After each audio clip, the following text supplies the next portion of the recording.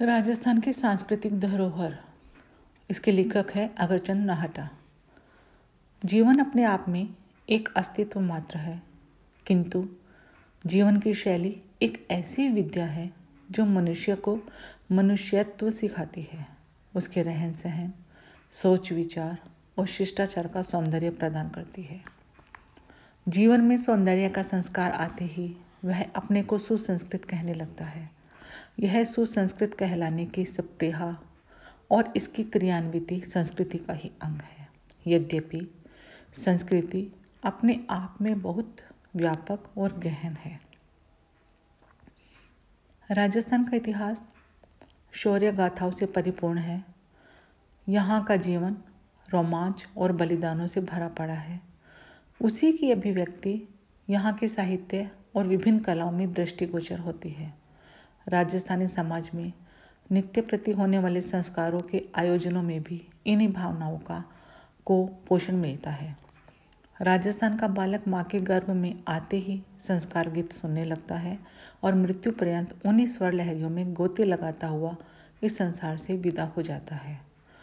यह एक ऐसा तथ्य है जो इस बात को स्थायी कर देता है कि राजस्थान में संस्कृति जीवन के उन्नत विकास का आधारभूत मूल्य है, जो यहाँ की कला और साहित्य में साकार हुआ है। जन्म, यज्ञोपवीत, शिक्षारंभ, विवाह सगाई, वार त्योहार, मौसम और दैनिक जीवन की घटनाएं और कार्य सभी कुछ गीतों के सरगम में पिरोए हुए हैं। इसी प्रकार मूर्तिकला, चित्रकला आदि भी राजस्थानी संस्कृति को नाना रूपों में जीवंत बनाए हुए हैं। राजस्थान के वीरों, संतों, सतियों, साहित्यकारों, कलाकारों और समृद्धशाली व्यक्तियों की प्रसिद्धि भारत में ही नहीं विदेशों में भी फैली हुई है।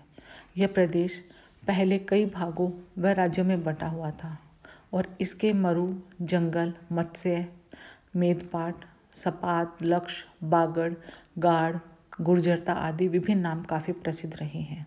समय समय पर इस प्रांत की सीमाएं घटती बढ़ती और परिवर्तित होती रही है। इसका वर्तमान स्वरूप तो भारत के स्वतंत्र होने के बाद का ही है। राजस्थान प्रदेश में पुरातत्व भी काफ़ी पुराना मिला है। सिंधुकालीन सभ्यता से ही पुराने अवशेष यहाँ प्राप्त हैं। मध्यकालीन राजस्थान का इतिहास तो बहुत ही समुज्जल रहा है।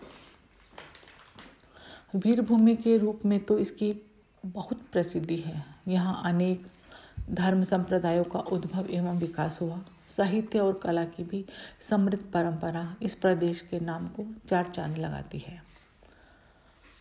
इसके एक भाग में कभी सरस्वती नदी बहती थी और उसके तट पर अनेक ऋषि मुनि निवास करते थे। उन्होंने समय समय पर वैदिक रचनाओं एवं अनेक ग्रंथों की रचनाएं की। मध्यकाल में जो साहित्य इस प्रदेश में रचा गया वह प्राकृत, संस्कृत, अपभ्रंश, राजस्थानी व हिंदी इन 5 भाषाओं में मुख्य रूप से प्राप्त है। यहाँ अनेक ऐसे विलक्षण और महत्वपूर्ण ग्रंथ रचे गए जो भारतीय संस्कृति की या भारतीय साहित्य की अतिशय गौरववृद्धि करते हैं। कई ग्रंथों विश्व भर में बेजोड़ है। सुप्रसिद्ध शिशुपाल वध नामक महाकाव्य के रचयिता महाकवि माघ श्रीमाल नगर का निवासी था, तो महान जैनाचार्य हरिभद्र सूरि चित्तौड़ के थे। उनकी समन्वित दृष्टि बहुत ही उल्लेखनीय रही है और योग आदि अनेक विषयों पर उन्होंने अपना मौलिक चिंतन उपस्थित किया है। उद्योतन सूरि की कोल्यमाला चंपू शैली की बहुत ही महत्वपूर्ण रचना है, जो विक्रम संवत 835 में जालोर में रची गई। सबसे अद्भुत रूपक ग्रंथ उपमिति भव प्रपंचा कथा के रचयिता सिद्धर्षि श्रीमाल नगर के थे। राजस्थान के ही सांचौर नगर में जन्मे महोपाध्याय समय सुंदर ने राजानोदत्ते सौम्यरम के 10 लाख से भी अधिक अर्थ करके सम्राट अकबर और उसके सभाजनों को चमत्कृत ही नहीं किया, विश्व भर में एक आदर्श उपस्थित किया था। राजस्थान के ही उपाध्याय मेघविजय ने अन्य अनेक महाकाव्यों के साथ साथ सप्तसंधान नामक एक ऐसा विलक्षण महाकाव्य बनाया जिसमें ऋषभदेव, शांतिनाथ, नेमिनाथ, पार्श्वनाथ और महाकवि इन 5 तीर्थंकरों तथा सुप्रसिद्ध राम और कृष्ण जैसे महापुरुषों का चरित्र एक साथ गुंफित किया है। जनसाधारण की बोली में जैन कवियों और विद्वानों की जो रचनाएं मिलती है वे विविध विषयों और शैलियों की है। राजस्थान में रचित प्राकृत साहित्य तो बहुत विशाल है। अपभ्रंश से उत्तर भारत की सभी बोलियों का विकास हुआ। इन बोलियों में राजस्थान, गुजरात एवं मालव प्रदेश के कई शताब्दियों तक एक ही या एक जैसी भाषा व्यवहृत होती रही, जो आगे चलकर मरु भाषा और प्राचीन राजस्थानी के नाम से प्रसिद्ध हुई। इस भाषा में गद्य और पद्य दोनों शैलियों में लाखों रचनाएं हुई। वे रचनाएं अनेक विषयों, विधाओं एवं शैलियों की है। 11वीं शताब्दी से 15वीं शताब्दी तक तो भाषागत एकता दिखाई देती है। उसके बाद गुजराती से अलग होने का विकास होने लगा, अतः एक ही भाषा दो रूपों में विभक्त हो गई। राजस्थानी भाषा केवल राजस्थान तक ही सीमित नहीं रही, क्योंकि यहाँ के लोग व्यापार आदि के लिए तथा संत जन धर्म प्रचार के लिए भारत के अनेक प्रांत में फैल गए, पर अपनी भाषा और वेशभूषा को वहाँ रहते हुए भी उन्होंने बनाए रखा। लाखों करोड़ों की कमाई की और उनका सदुपयोग केवल राजस्थान में ही नहीं, सभी प्रांतों में मंदिरों, धर्मशालाओं और सार्वजनोपयोगी कार्यों में किया। आज भी राजस्थान निवासियों के ये स्मारक भारत के कोने कोने में राजस्थान की गौरव गाथा का उद्घोष कर रहे हैं। हिंदी भाषा का प्राचीन और महत्वपूर्ण काव्य पृथ्वीराज रासो भी राजस्थान में ही रचा गया। लोक काव्य बीसल देव रासो की रचना भी राजस्थान में ही हुई।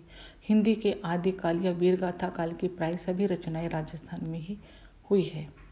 ब्रज भाषा और खड़ी बोली प्रधान हिंदी भाषा में साहित्य की परंपरा प्रांत की प्रांतीयता के साथ विकसित और समृद्ध होती गई।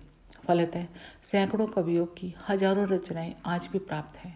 उनमें बिहारी सतसई, वृद्ध सतसई आदि तो बहुत ही प्रसिद्ध है। राजस्थान में रचित अनेक चरित काव्य और नीति भक्ति संबंधी ग्रंथ भी काफ़ी प्रसिद्ध है। मीरा के भक्ति गीत तो सभी प्रांतों और प्रदेशों तक में गाए जाते हैं।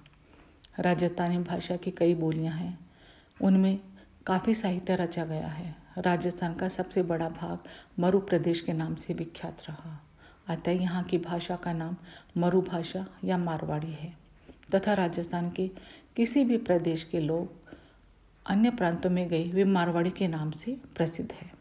11वीं शताब्दी से 1000 वर्ष के राजस्थानी साहित्य की गौरवपूर्ण परंपरा विशेष रूप से उल्लेखनीय है। प्रारंभिक रचनाओं में कुछ फुटकर दोहे आदि प्राप्त है।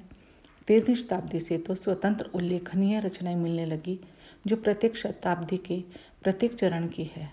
14वीं शताब्दी से गद्य रचनाएं भी मिलने लगती है और 15वीं-16वीं शताब्दियों में तो गद्य की विविध शैलियाँ प्रसिद्ध हो गई, जिनमें तुकांत गद्य व वर्णनात्मक गद्य भी पाया जाता है। अनेक प्राकृत संस्कृत ग्रंथों जो जनसाधारण के समझने में कठिन हो चुके थे, पर बालावबोध टीकाएं रची गई, जिनका परिणाम लाखों श्लोकों का है। साथ ही स्वतंत्र गद्य रचनाएं भी अनेक प्रकार की लिखी जाती रही। गद्य की ऐसी समृद्धशाली परंपरा अन्य किसी प्रांतीय भाषा में नहीं मिलेगी।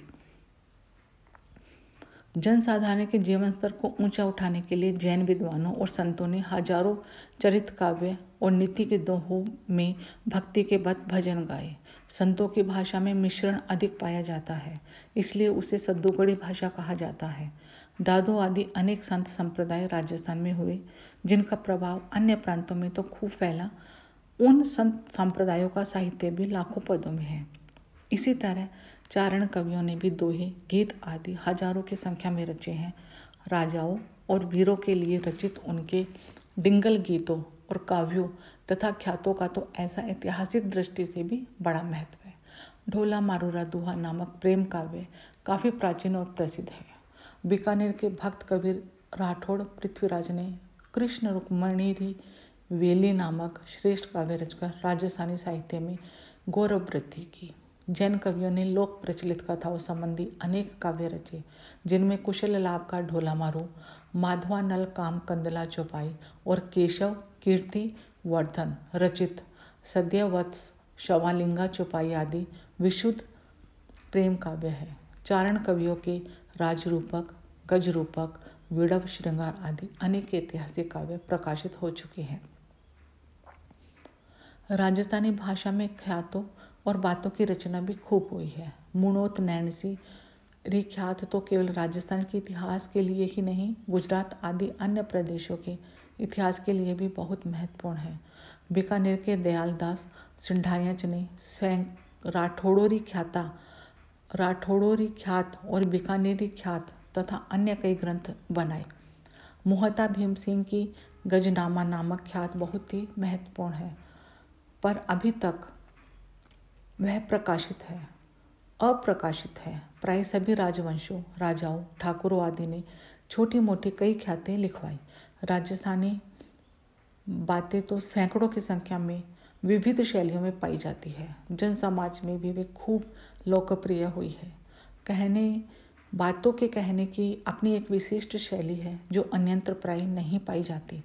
राजस्थान में दोहे तो हजारों नहीं, लक्षाधिक प्राप्त है। कई प्रेम कथाएं केवल दोहों में ही रची गई है। वीर रस और नीति आदि के फुटकर दोहे तो हजारों प्राप्त है।